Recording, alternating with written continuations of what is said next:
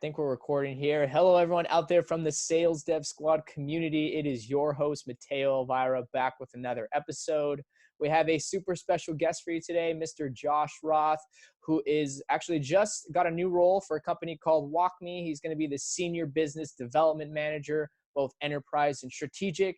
He has a really interesting career into tech sales, actually started off his sales career in the sports industry, managing sales for the New York Mets, and slowly transitioned into some SaaS sales roles. So definitely excited to dive a bit deeper into that. But Josh, thanks so much for making some time today, man. How are you? I'm doing well, Mateo. I'm super pumped to be here and excited to get into it. Absolutely, man. Well, thanks so much for taking some time out of your day and chatting with us. I guess let's just roll into it, man. I guess for any of our viewers out there who may not be too familiar with you and your work, man, do you mind just shedding a bit of light into like who you are, where you come from, and most importantly, what you are up to over at WalkMe? Totally. So I grew up a big sports fan. Like I was that guy in school that, if you wanted to know like the random, bench player on some baseball team, like you would go to me. So I always wanted to be in either, player personnel, like be the general manager, or in marketing. And eventually once I realized that I was not nearly the math guru that I needed to be in order to be like a general manager, I wanted to go into marketing, and basically was advised early in my career, if I wanted to go to marketing, I had to understand sales. I should go be in sales. And I realized pretty soon after becoming an annual giving representative at the University of Oregon that I wanted to jump into sales, and was able to get a role at the Mets, and grew in that role into the manager of premium sales, which for us, it was like our enterprise sales. Very cool, man. And I guess obviously you just have a new opportunity on the horizon here with WalkMe, man. Do you mind just sharing a bit more about, I guess, the company and just the exciting stuff that's going to be on your plate here these next couple of months? Yeah, totally. Going to be running a team of BDRs in the enterprise and strategic space over at WalkMe. And for the last 4 years, I've been running sales dev for Series A, Series B SaaS companies. And, it not necessarily got stale, but it just kind of got to the point where I was looking for something a little bigger. And, WalkMe's coming off a Series G raise. And Nice. for me, love that they kind of went into this blue ocean space of digital adoption, and think that there's a very long, successful runway there. And, 40% of the Fortune 500s already using WalkMe. So if you're not, hit me up. I'll get you connected over to a rep over there. But very excited about the ability to run a team over there, and think there's a lot of success that the squad can have up in San Francisco. That's awesome, man. Yeah, just super stoked for you. I know we were connected a while back, and this was a relatively new position that you just took on. So definitely excited to see how that works out for you, and hopefully have you on the podcast some point later to kind of check in to see how Totally. things are doing. Would love to come back.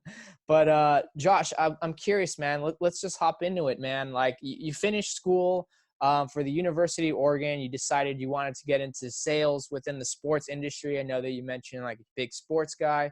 Walk us through like your experience, man, like selling tickets for the New York Mets, how that experience was for you. And I see that you were promoted relatively quickly. So would love to just learn more about like, how that worked out for you and like what really led to your success.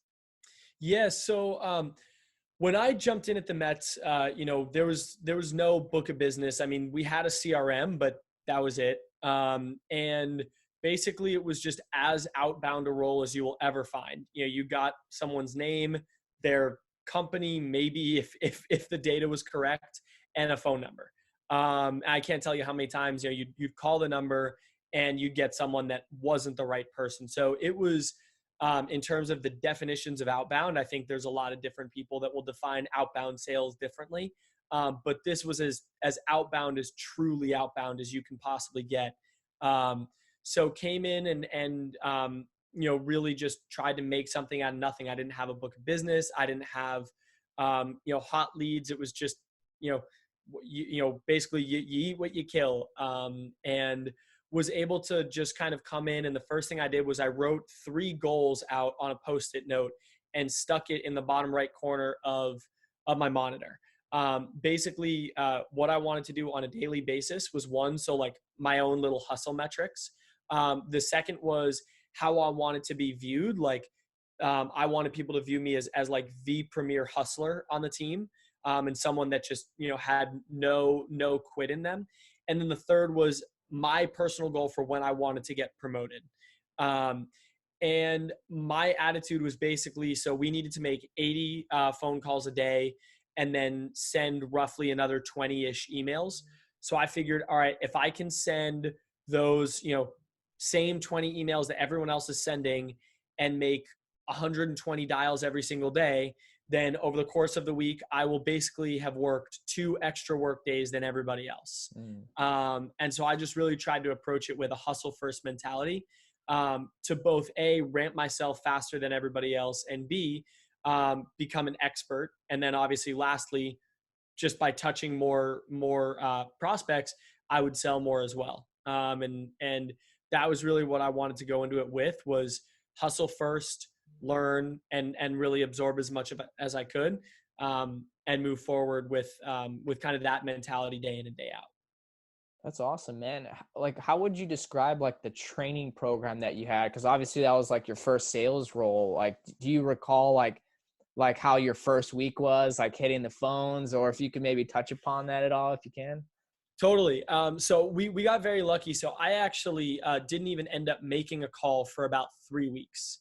It was probably about 2, but it just seemed longer. We would do role plays. I was very lucky. We had a great B2B trainer that came in, a gentleman by the name of Sean Graham. And really just very early in my career at the Mets, I learned the importance of having a reason for your call that wasn't your reason, right? I can't call you, Mateo, and say, hey, Mateo, my name's Josh, and the reason for my call is here's our value proposition, right? You don't Yeah. care.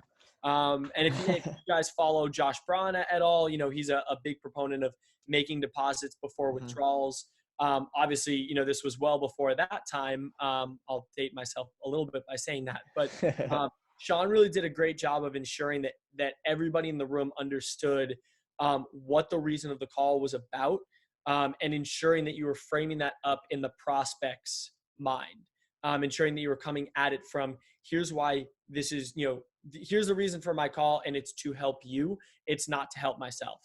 And so that training for about 3 weeks was very helpful, and really kind of beat into me very early on that sales is not about me. It's about the customer. It's about the client, the prospect. So the ramp was great. I had an incredible partner, a woman by the name of Carla Sanchez Armora. Please look her up on LinkedIn. She's an absolute star, and she really made me better every step of the way. Just trying to pay it forward. Brian Towers, Michelle Price, my 2 early mentors in my career. They would be there answering questions, role playing with me. So that was very helpful in kind of my early training period. That's awesome, man. Out of curiosity, like, what were some like common objections that you would get? Like, obviously we could probably think of some in SaaS, but like when you're selling tickets for the Mets, man, like, are there even any objections? I'm curious. Yeah, no, great question. So it's funny. I was actually talking with a guy, Chris, who actually had my job a few years after I left, but he described it really well. He had said having Mets tickets is a nice to have. It's not a must have. If you're building your tech stack for SaaS, let's say, you're going to go after like Salesforce or HubSpot, or you're going to go get yourself a CRM, maybe Zoom Info or Outreach is in there as well. Maybe even you go get like a Lead IQ or something like that. But Mets tickets is not a must have in a tech stack, right? It's, okay, maybe we'll go to a game every now and again, but by no means is it a must have. So if people don't have the money for it, they're not going to spend the money on it. So plenty of objections. I mean, we got everything from I don't like the Mets and no one likes the Mets, all the way to the Mets stink, which like we finished in like last place or second to last place my first 2 seasons there, all the way through like it's not in our budget, and if we had the money in the budget, we would go use it on something else. So there were pretty much any objection under the sun that you can think of is probably one that I got during my time there. There was one time I even remember I got an objection that a prospect didn't want to buy Mets tickets because our second baseman had dropped the pop-up in the game the night before. And I remember sitting there on the other end of the phone, like, Wow. are you serious? like this is now the objection I'm dealing with. So any and all objections were fair game, which from a rep standpoint at the time was unbelievably painstaking. Yeah. You know, I mean, it's like, oh, great. You know, here's another objection, you know, throw everything at me. But it made me so much better at not only overcoming objections, but really understanding how to drive into the root cause and the actual problem of what the prospect was having. I mean, what that really caused me to learn and understand was if anyone was going to buy tickets, I needed to really illuminate the problem that they were having and show them exactly how Mets tickets could solve that problem. Mhm. Because if I didn't do that, people weren't buying tickets. So it seems like your role, you know, just an entry-level sales role, selling tickets, no enterprise software, really provided the foundation for your sales career. And I'd love, like, so next after your inside sales role, you were an AE. Like, are you like closing like group tickets at that point, or like what are you kind of doing in more of like a closing role? Yeah, good question. So back when I was in ISR and AE, the roles were actually quite similar. So both of them were full cycle roles. So I was handling prospecting to close. The only difference when I got to be an AE, and it's a little different from sports than it is in SaaS. So in SaaS, when you're an SDR, you might be like an inbound SDR, an outbound SDR.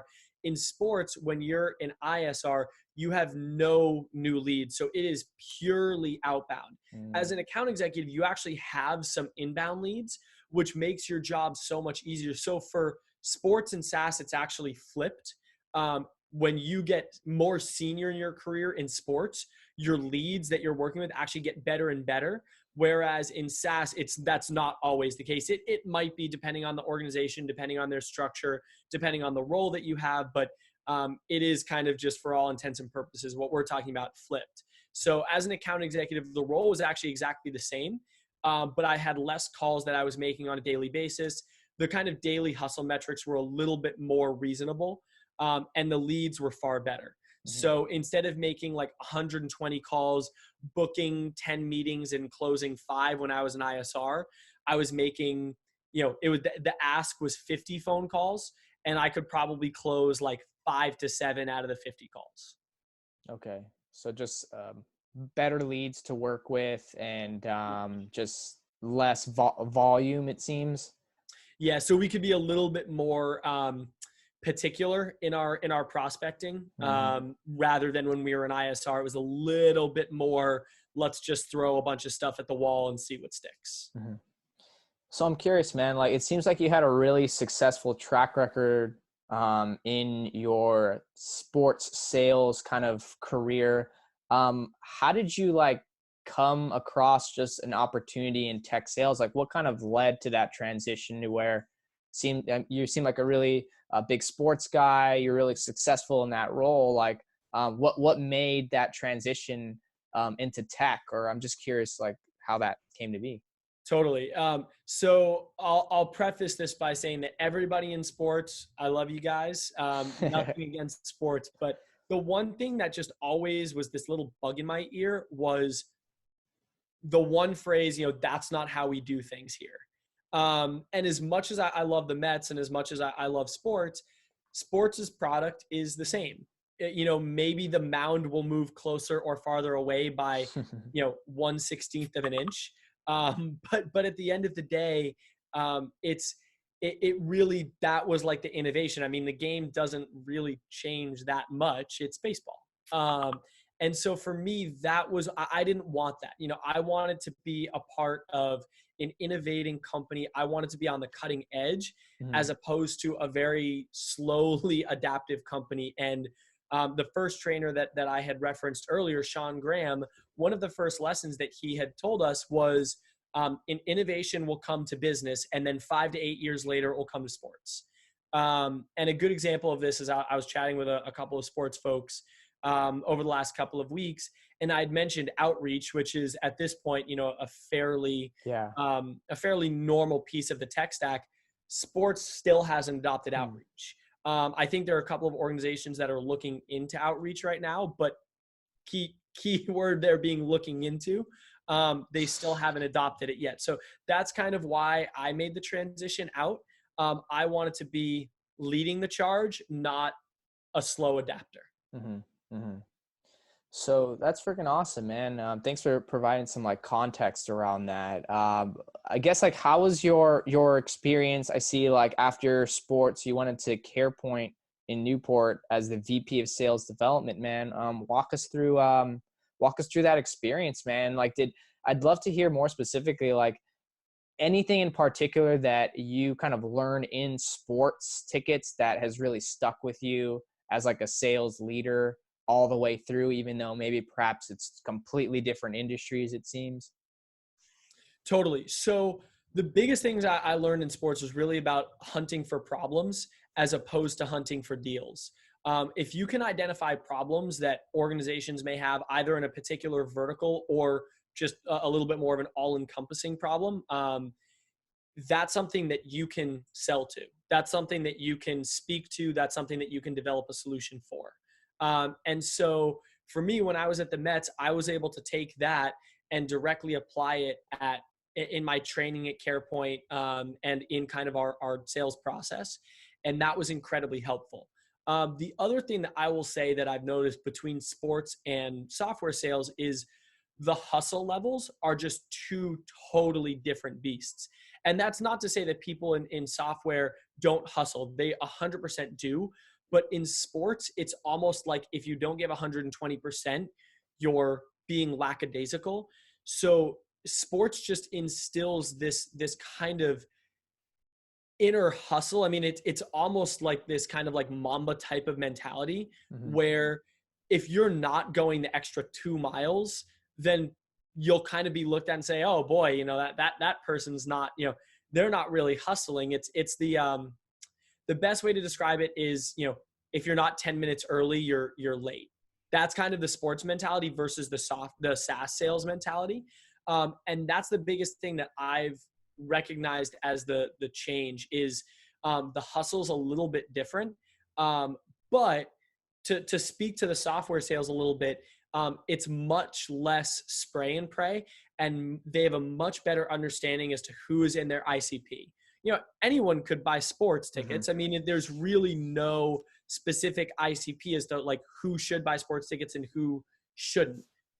Whereas in software sales, there's a very specific ICP that I think the reps have a really good understanding of and can sell to.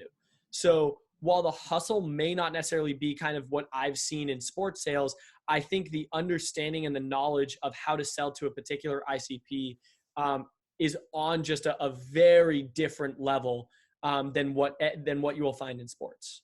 Mm-hmm. I really appreciate that, man. I haven't even like thought of it that way. And it's interesting to compare, like you said, like the two hustles.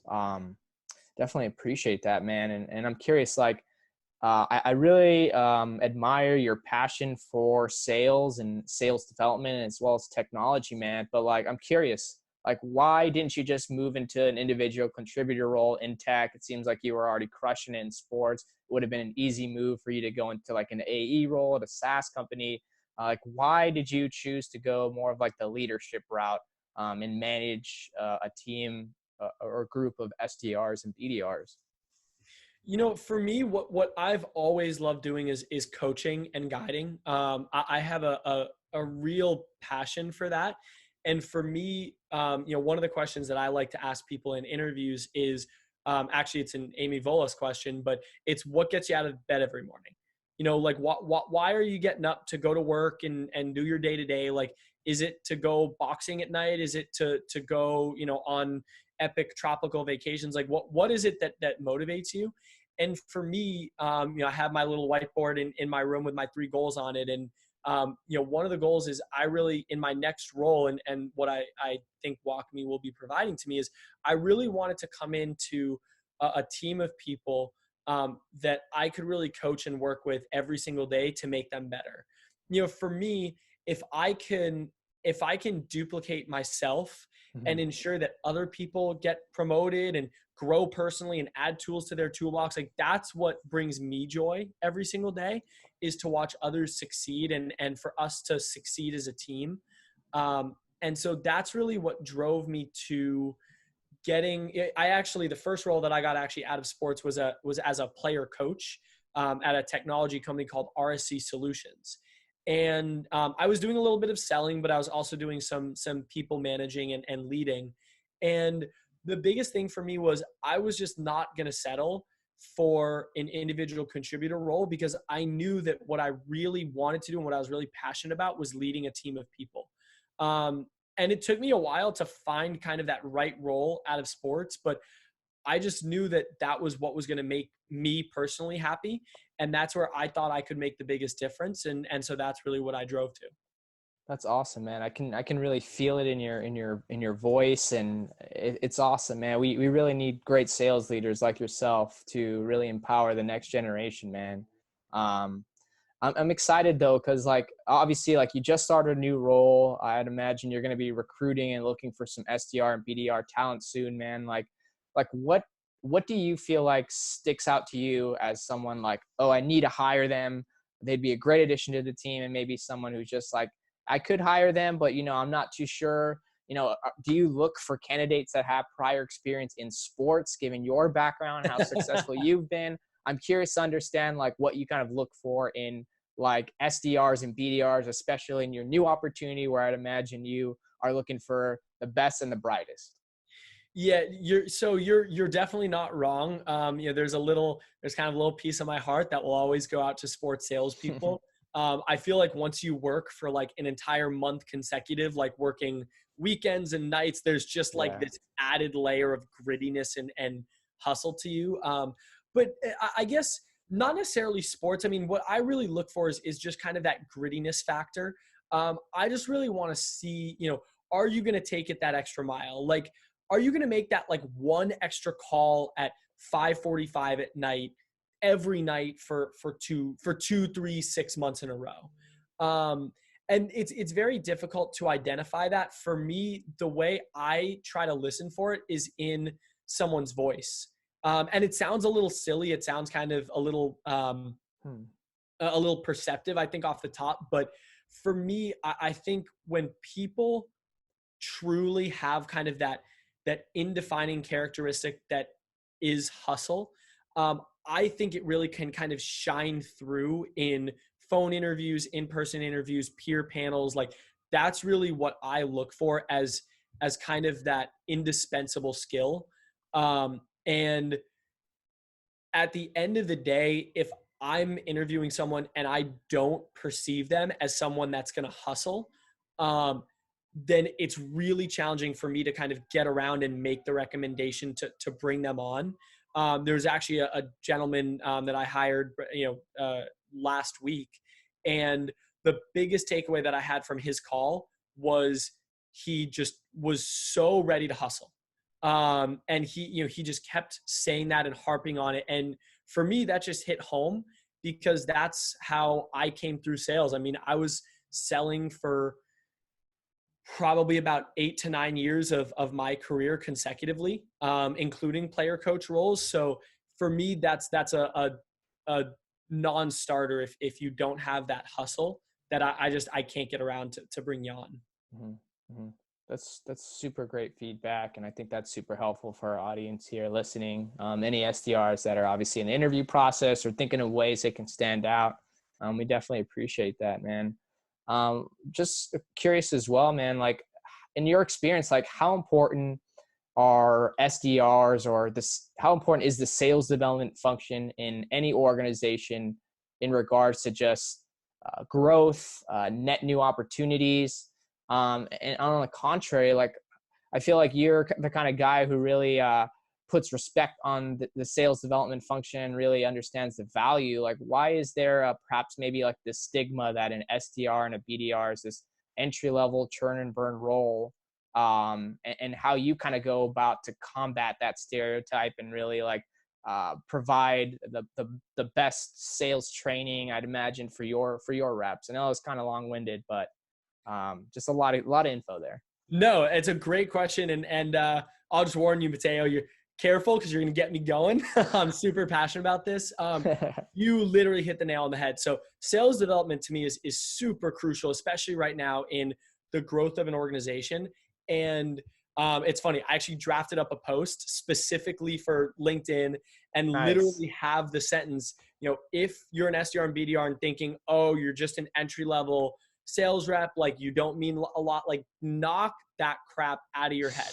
Like, I don't know if you're hearing that or if it's an internal voice or you've read it elsewhere, but like, I don't care where you've heard it or read it, like get it out of your head because it literally couldn't be further from the truth. And I'll explain why, right? So SDRs and BDRs at their nature are developing pipeline, right? They are the ones that are generating leads into the organization.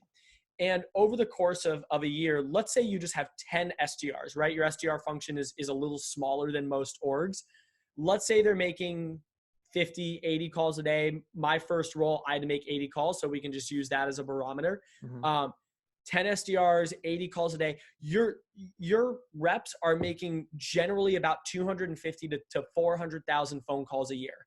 They're probably going to be talking to 10, 30, 50,000 people over the course of the year. They're going to be understanding what the objections are, what can be added to the product, why they're having trouble selling it, why they're having success selling it, and the different problems that their solution is solving for. Just those 5 things, and I could keep going. I mean, I could keep you on this Zoom until midnight talking about all of the things that SDRs and BDRs really have the value and knowledge of. But let's just start with those 5.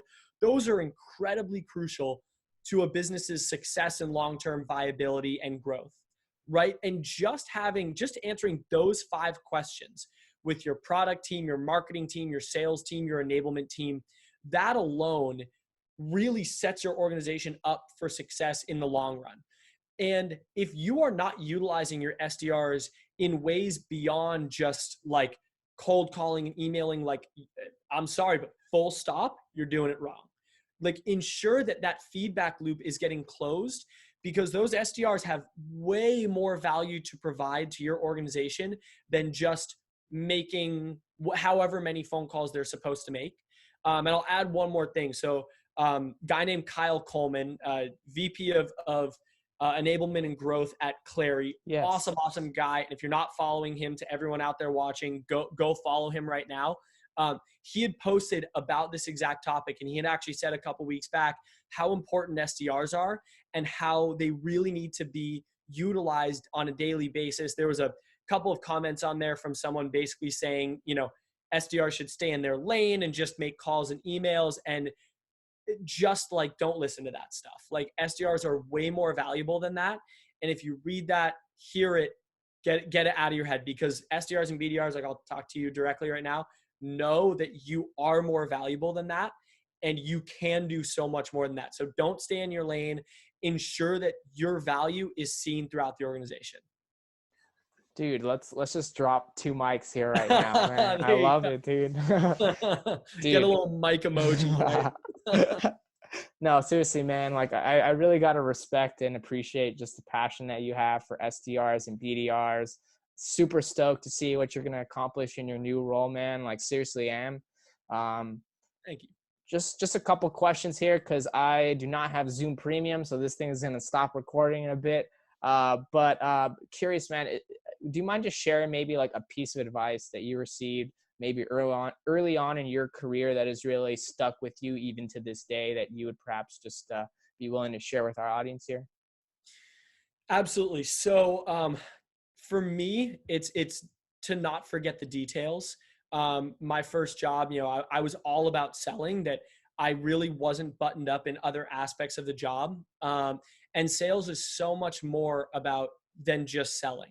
And so I think in your pursuit of hitting quota and in your pursuit of, getting promoted and adding tools to your toolbox, just ensure that you remain buttoned up and detailed. And if you're not, make sure to work on that, because it's hard to promote people like I was at one point that really aren't buttoned up, and have to give a shout out to Michelle Price and Brian Towers for teaching me that lesson early. Mm-hmm. That's awesome, man. And we're coming close to the end of the pod here, but I always like to finish off with this question here. let's just say, there's someone listening to this podcast right now. They may have been just persuaded not to take on an SDR, BDR role because it's a churn and burn role, or perhaps maybe someone in sports sales currently who, is curious about other opportunities that are out there, but they're not 100% sure. If they're listening to this podcast here, what advice do you have for them? I would say that the biggest thing to do is evaluate on your own. Don't let yourself be swayed by someone just trying to sell you on one position or another. Really do your own evaluation and trust your gut. When you see red flags or notice red flags, they're probably there for a reason. So do your own evaluation. I didn't at one point in my career, and it cost me. So don't let yourself make the same mistake. That's phenomenal advice, Josh. Really appreciate it, man. And I guess for anyone out there listening that wants to, reach you directly, perhaps get a demo, WalkMe, maybe a potential SDR that is interested in opportunity at your new role, where can they reach you, man? Definitely. So please feel free to shoot me a connection on LinkedIn and send me a message. I know it sounds a little crazy, but I actually respond to every single one of my LinkedIn messages, including the in-mails, like all that stuff. So shoot me a LinkedIn connection, just at, I think, Josh-G-Roth. But if you just search Josh Roth, you should find me. I'm the guy in the buttoned-up shirt with a little connect with me arrow to my profile picture. Love it, Josh. We'll really appreciate all the insight and for sharing your story with us today. I'd love to reconnect in a couple months just to see how things are going over at your new opportunity, man. Really wish you best of luck. I know it's going to be a big change for you, but no doubt in my mind that you're going to absolutely crush it, man. Thank you. Much appreciated. I would love to. Thanks for having me, Mateo. Of course, man. Sales Dev Squad, thanks so much for tuning in to another episode. We'll catch you guys on the next one.